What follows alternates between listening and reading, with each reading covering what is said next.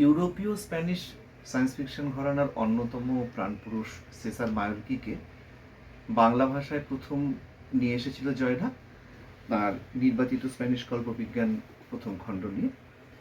তারপর দীর্ঘ 3 বছর অপেক্ষার পর অবশেষে এবছর আসছে সেই দ্বিতীয় খণ্ডটি, নির্বাচিত স্প্যানিশ কল্পবিজ্ঞান দ্বিতীয় খণ্ড। এবারে সেসারের দুটি অসামান্য উপন্যাসকে আমরা দুমলেটে নিয়ে আসছি। কাজটি করেছেন মৌসুমী ঘোষ, সরাসরি স্প্যানিশ থেকে বাংলায়। এই দুটো উপন্যাসে সেসার সায়েন্স ফিকশনের একেবারে দুটো ভিন্ন ঘরানাকে ধরেছেন।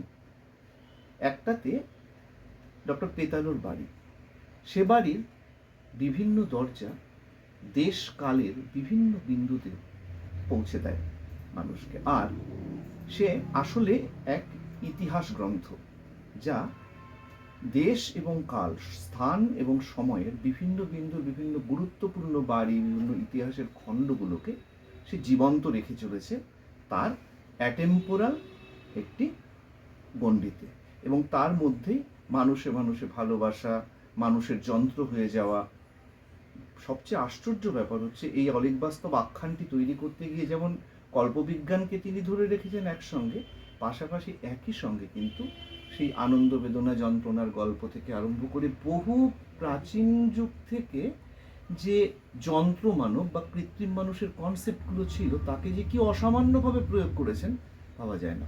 আর 2 নম্বর উপন্যাসটা একেবারে আরেক ঘরানা।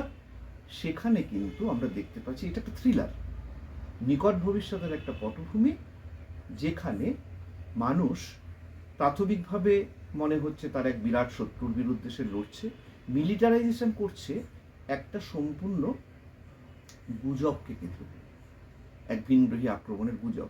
এবং গল্পের শেষে না থাক একেবারেই বিপরীত দিকে চলে যাওয়া এক পরিণতি, এবং সেখানে এগিয়ে চলে যায় এই গল্পের দুই প্রোটাগনিস্ট, দুই নায়ক নায়িকা, একটি অসাধারণ দম বন্ধ করা যাকে বলে নেল বাইটিং থ্রিলার এবং তার নেল বাইটিং ফিনিশ।